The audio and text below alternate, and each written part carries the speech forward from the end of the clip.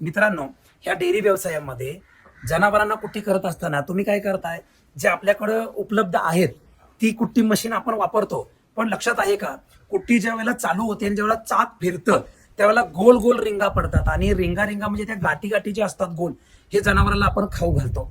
पण आता याच्या पाठीमागे सुद्धा आम्ही सुद्धा त्याच घेतल्या होत्या. पण अलीकडच्या 4-5 वर्षांमध्ये आम्ही या ठिकाणी ही विधाता कंपनीची कुट्टी मशीन या ठिकाणी घेतलेली आहे. आता माझ्या जनावरांची संख्या किती आहे तर सांगायला झालं तर 125 जनावरांचा गोठा आहे. आता ह्या जनावरांच्या समोरच्या बाजूला जे वेस्टेज पडत होतं तर ते वेस्टेज त्या ठिकाणी जादा पडत होतं.